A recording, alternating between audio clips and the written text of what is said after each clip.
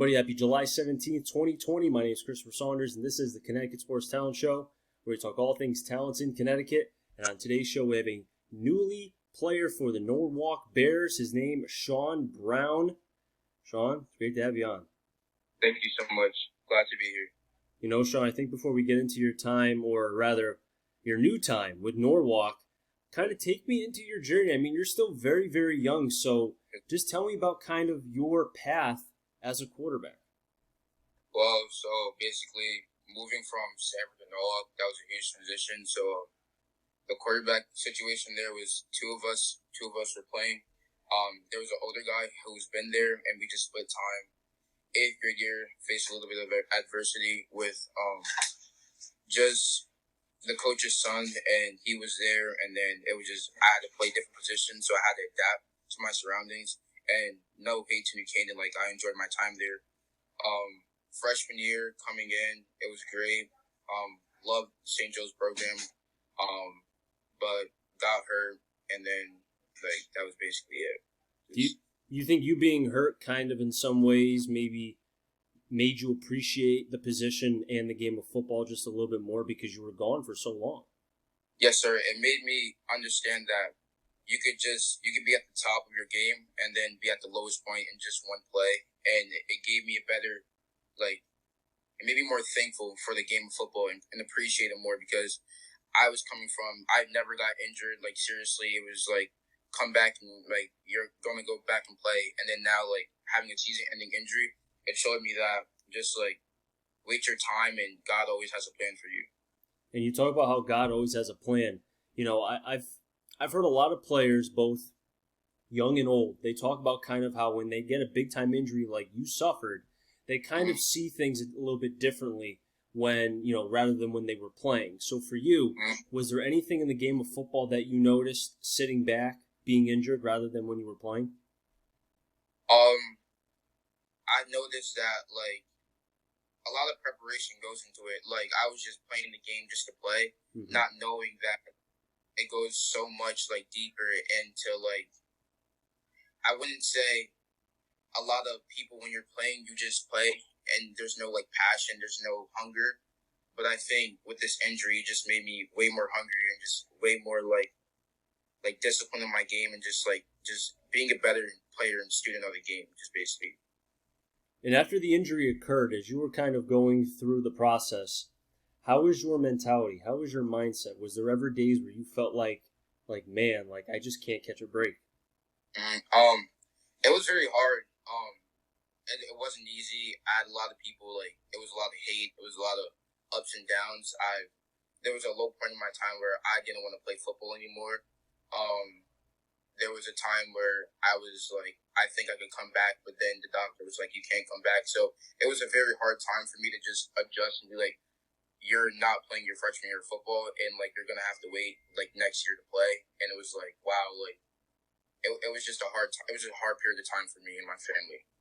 You mentioned hate. Is that from the players, from people? Who's that from? It was just, like, it wasn't from the players. Okay. All my St. Joe's mates, they loved me. They took care of me and stuff like that. It was just outside people who didn't know the situation, who were trying to assume how it happened, and just stuff like that. So, like, it was just everybody outside of St. Joe's. It wasn't anybody in St. Joe's. And how did you handle that? Because for somebody so young to deal with, I mean, it's one thing for somebody who is in their early teens, late 20s to kind of deal with being, you know, the star, or being told that, you know, they're great and whatnot. But for you to be able to deal with people kind of basically talking behind your back and saying stuff, I mean, how did you deal with that? It was days where I used to cry to my mom, or just stay to myself and not show anybody my tears, and just be like, one day I'm just going to make everybody regret saying this. And that was just my goal. It was hard to deal with it, but I'm glad I dealt with it at a young age, so I know, like, going forward how to deal with it. It was more so getting the experience of being like, wow, like, people are really, like, trying to, like, tear you down, and they just don't care. And it was just like, you can't do nothing about it, but just keep your head high and don't respond to it. You know, it's a dog-eat-dog world out there. It doesn't matter how young. I mean, people in the game of, no matter if it's football, basketball, baseball, man, people want to win, and also people understand. I mean, there's only one position, there's only one quarterback, there's only 2 or 3 wide receivers depending on your offense, and it's like people will do anything they can, man, to get that position. Mm-hmm. You know, and you saw from an early age.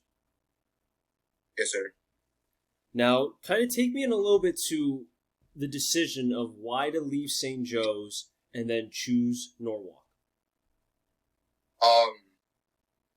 It wasn't that I didn't want to stay there. It wasn't that I didn't like it there for like all the rumors. It was just that the way with this whole COVID situation and how like everything has like played out, it was just best for me that I go to Norwalk High and see how that goes and play there for Coach Miller and stuff like that, because it was a new coach.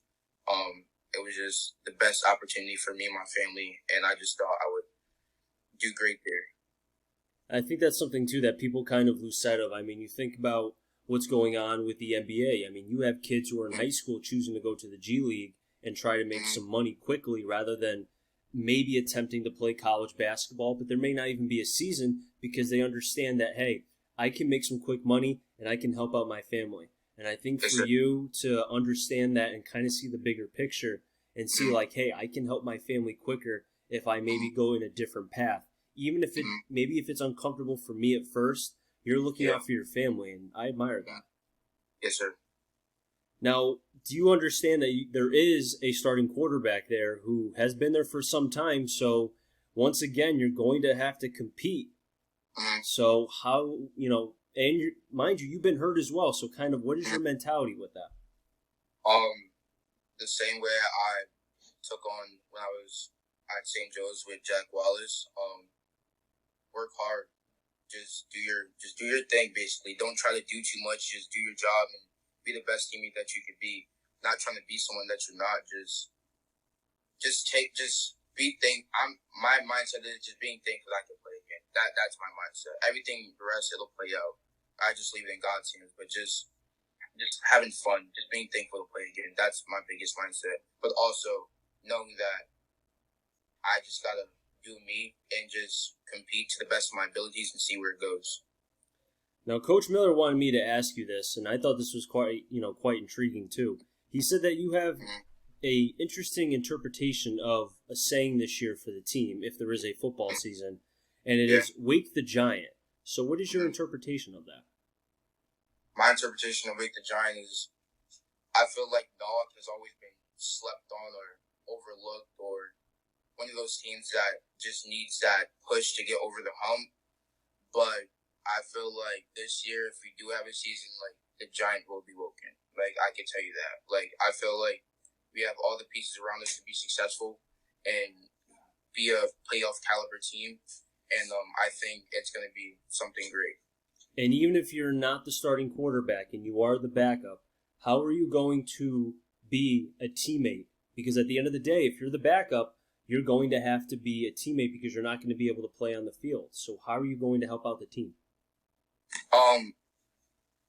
Being the best person I could be, like, being there for Tommy or whoever starts. If I'm the backup, be there for him. Just make sure everybody's fine and just being the best teammate I can be and not put myself before the team, because we all want to win. We all want to succeed, and always putting the team first is better than putting yourself and being individual and being selfish.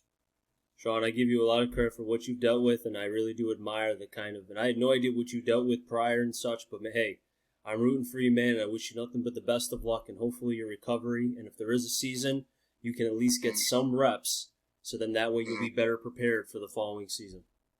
Yes, sir. But hey, best of luck, and hopefully you'll come back on in the near future. Yes, sir. Thank you. That'll wrap things up in the Connecticut Sports Talent Show, so until next time, stay safe. Remember, CT stands for Connecticut Talent, and I'm on a journey to find them all. Have a good one, everybody.